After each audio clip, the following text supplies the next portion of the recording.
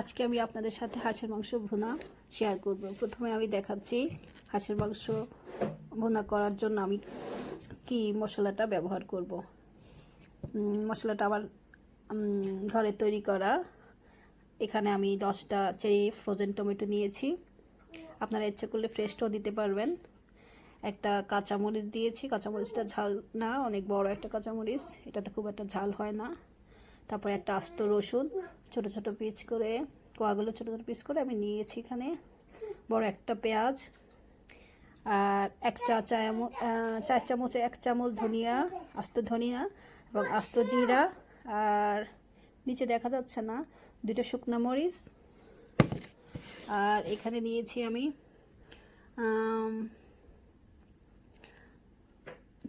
বড় 4 চামচ হবে ওরকম পেস্ট করলে এতটুকু পরিমাণ আদাটাও আমার ফ্রোজেন করা। তো সব কিছু আমি ব্লেন্ডারে ব্লেন্ড করে ঘন একটা মশলা তৈরি করব।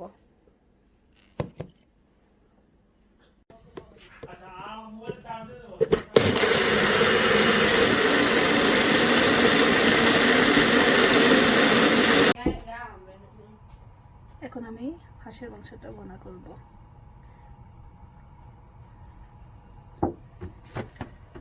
একটা ননস্টিক পাত্র নিয়েছি, এটার মধ্যে 3 থেকে 4 টেবিল চামচ ভেজিটেবল অয়েল দিয়েছি।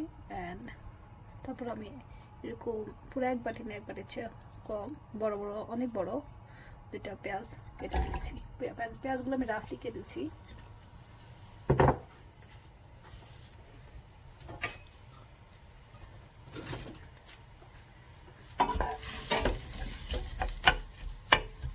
পেঁয়াজগুলো আমি ব্রাউন হওয়া পর্যন্ত কুক করবো।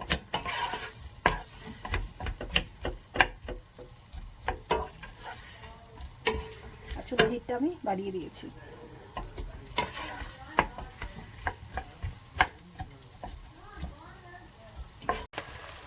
হাঁসের মাংস রান্না করার জন্য আমি এখানে 1.5 টেবিল স্পুন ধনিয়ার গুঁড়া, 1 টেবিল স্পুন গরম মশলার গুঁড়া, 1 টেবিল স্পুন হলুদের গুঁড়া, 1 টেবিল স্পুন জিরার গুঁড়া, 1 টেবিল স্পুন মরিচের গুঁড়া অ্যান্ড পরিমাণ মতো লবণ নিয়েছি। লবণ যদি দরকার হয় আমি আর একটু দেব টেস্ট করে।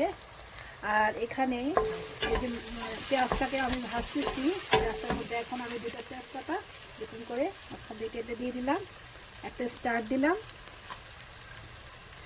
আর দারচিনি, কয়েকটুকু দারচিনি দিলাম। এখন এটাকে আমি নাড়বো।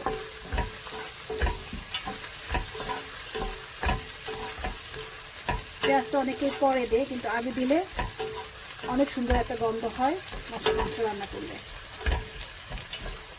এই যে আমি গন্ধ পাচ্ছি তেজপাতা, দারচিনি। আর এখানে আমি মাংস নিয়েছি,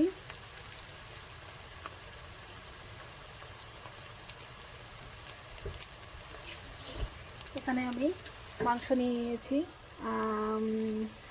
আমার হাঁসটা ছিল 1 কেজি 800 গ্রাম, 2 কেজি থেকে একটু কম।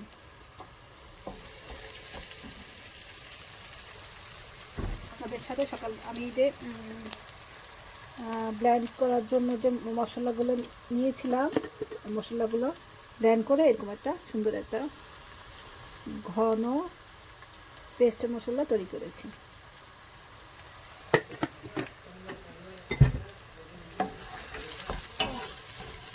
পেঁয়াজগুলোকে আমি খুব বেশি ব্রাউন করব না, একটু হালকা বাদামি যখন হয়ে আসবে তখন আমি শুকনো মশলাগুলো ঢেলে দেব।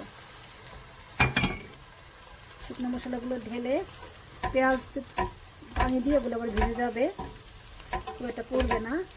তারপরে আমার পেস্ট করা মশলা সবটুকুই দিয়ে দিব। এই যে ব্লেন্ডার থেকে মেশিন দিয়ে যেটা করেছিলাম, এখানে আদা, জিরাগুলো আমি একটু কম দিয়েছি, কারণ এখানে আমার জিরা আছে, আস্ত একদম ফ্রেশ জিরা ছিল, ওইটা আমি ব্লেন্ড করেছি। এলাচি, আপনাদের সাথে আমি এলাচির কথা বলতে ভুলে গেছি, এখানে আমি 4টা এলাচিও দিয়েছিলাম। তো শুকনো মরিচ, একটা রসুন, একটা পেঁয়াজ, ছোট 2টা পেঁয়াজ ছিল এটাতে, সব কিছু মিলে আমি যে পেস্টটা করছি এটা এখন ঢেলে দেবো।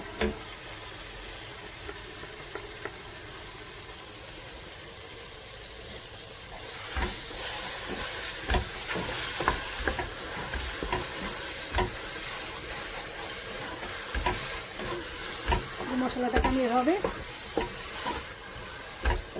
2 থেকে 3 মিনিট কষাবো।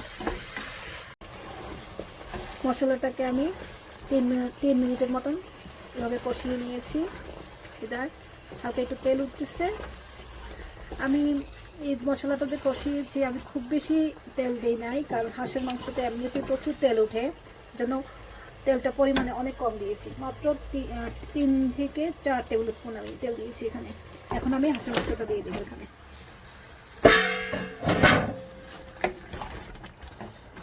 দিয়ে এবার মশলাটাকে সুন্দর করে মাখিয়ে নেব।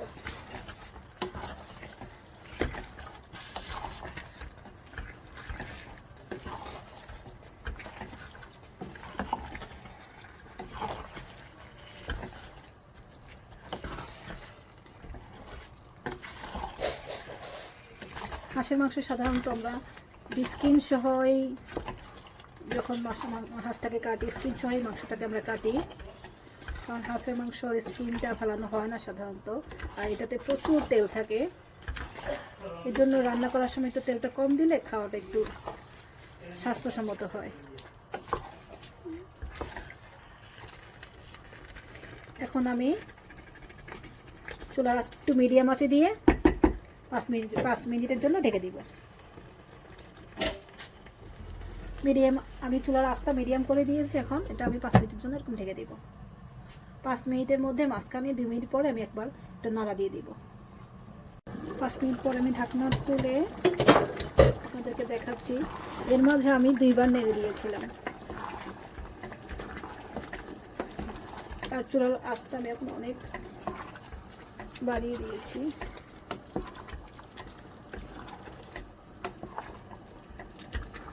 ভালো করে নেড়ে দিবেন।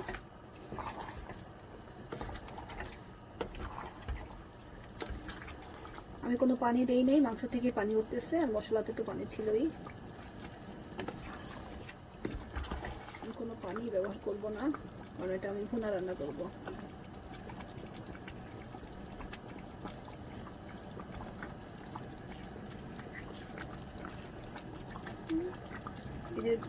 এখন আবার আমি আবারও 5 থেকে 7 মিনিটের জন্য ঢাকনা দিয়ে কুক করব, মাংসটা সিদ্ধ হওয়া পর্যন্ত।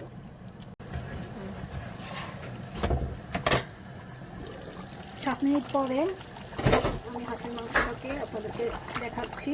এর মাঝে আমি 2বার নেড়ে দিয়েছি। মাংসটা প্রায় কুক হয়ে আসতেছে, কিন্তু ঝোলটাকে আমি আরও একটু ঘন করব। আর একটু ঘন ঝোল একটু বেশি করে রাখবো, কারণ আমার ছেলে এটা রুটি দিয়ে খাবে। রুটি মাংসর ফেভারিট।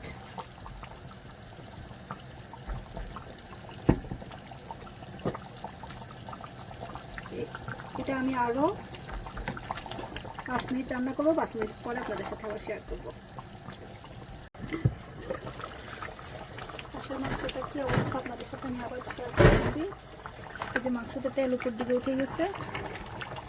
এখন আমি আপনাদের সাথে একটা জিনিস দেখাবো, যেটা দিলে হাঁসের মাংসটা ম্যাজিকের মতো। হাঁসের মাংস রান্না করলে আমরা যে একটা গন্ধ পাই, ওইটা আর একটুও পাবো না। সেটা হচ্ছে এই জিনিসটা, এটার নাম হচ্ছে সেগ। এটা আমরা ভেজিটেবল শপ থেকে কিনতে পারবো। এরকম দেখতে এরকম পাতা,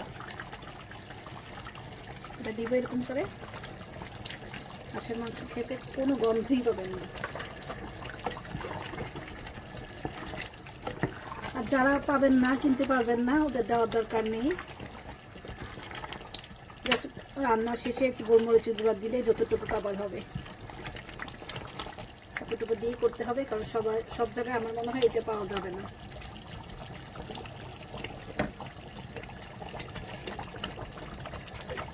আর আমি একটু হাতে তৈরি করা গরম মশলা দিয়ে দিচ্ছি।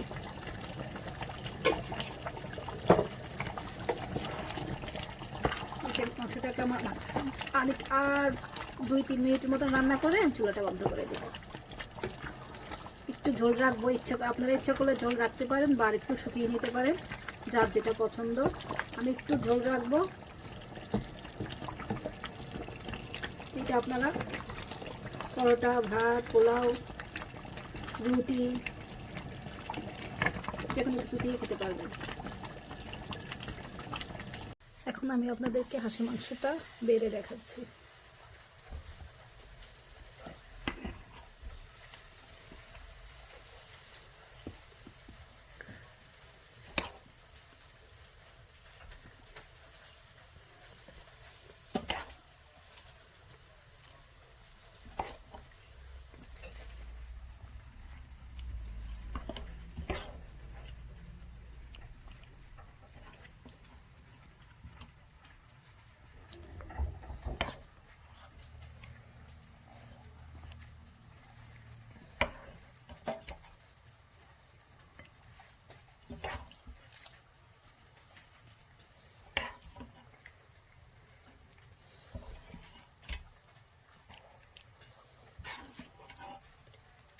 এত সুন্দর হাঁসের মাংসের ভুনার গন্ধ হচ্ছে, আমার পুরো ঘর বন্ধ হয়ে গেছে। আপনারাও রান্না করে আপনাদের ফ্যামিলি কিভাবে খাওয়াবেন।